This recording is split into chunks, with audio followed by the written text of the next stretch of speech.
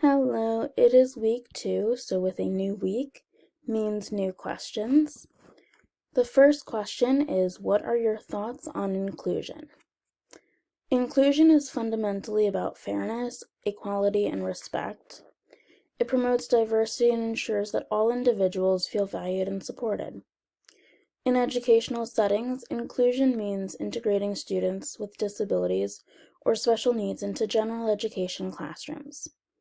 With that being said, my thoughts on inclusion are rooted in the belief that it fosters a more equitable, empathetic, and diverse learning environment. The second question is, do you support full or partial inclusion and why? Well, full inclusion means that all students, regardless of their disabilities or special needs, are placed in general education classrooms full-time. Some benefits of this would be promoting a sense of belonging and community.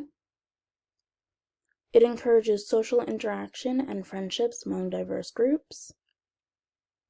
It provides equal access to the general curriculum. And it prepares all students for life in a diverse society.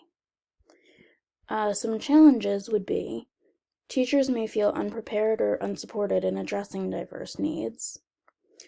It may be challenging for students with severe disabilities to keep pace with the general curriculum.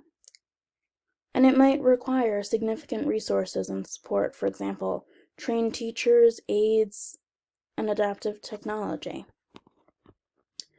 Partial inclusion involves students spending part of their time in general education classrooms and part in specialized settings where they receive targeted support. Some benefits of the partial inclusion would be allowing for tailored instruction and support in specialized settings, balancing integration with specialized attention to individual needs. It could also be a stepping stone to full inclusion by gradually increasing time in general education settings. And some challenges would be that it may lead to feelings of segregation or exclusion. It requires effective coordination between general and special education staff. And there's a risk of students being labeled based on the time spent in specialized settings. So with all of that being kept in mind, I support both. Either way, it requires commitment, resources, and a willingness to adapt and learn. While full inclusion represents an idea of total integration, partial inclusion may provide a practical approach for meeting diverse needs effectively. Ultimately, the goal is to create environments where everyone can participate, learn, and succeed to their fullest potential. And the third question is, how do you think inclusion can best work? I think inclusion can best work with many things. For starters, having comprehensive teacher training and support.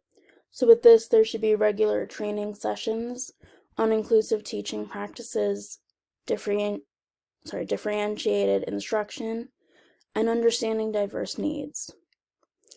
There should also be an establishment of support systems such as mentorship programs, co-teaching models, and access to specialists, for example, special education teachers and psychologists.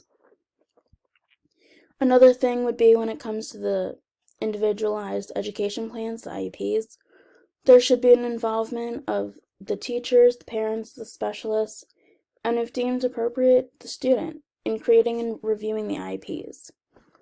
And the IEP should also be regularly updated to reflect the evolving needs and progress of students. When it comes to the curriculum and strategies, the curriculum should be inclusive and the strategies instructional. Universal Design for Learning, or UDL. The UDL principles should be implemented to provide multiple means of representation, engagement, and expression. Teaching methods should be tailored to accommodate various learning styles and abilities. There should also be adaptive and accessible learning environments. For this, classrooms, facilities, and resources should be ensured that they are accessible to all students including those with physical disabilities. Schools should also be able to provide tools and technologies that support learning for students with disabilities, for example, speech-to-text software or hearing aids. Another great thing is fostering a collaborative and inclusive culture. One way to do this would be to encourage peer mentoring and collaborative learning activities. Another way would be promoting values of respect, empathy, and inclusion through school policies, assemblies, and extracurricular activities. There should also be family engagement, which would mean having regular communication with the families, involving their children's education through meetings, newsletters, and online portals. And one final thing that will allow inclusion to best work would be continuous assessment and improvement. For this, it would entail monitoring progress, having regular assessments to track student progress, and the effectiveness of inclusion strategies. Another thing would be collecting feedback from students, parents, and staff to identify strengths and areas for improvement. And using that data and feedback would help to refine and enhance inclusion practices continually. That's all.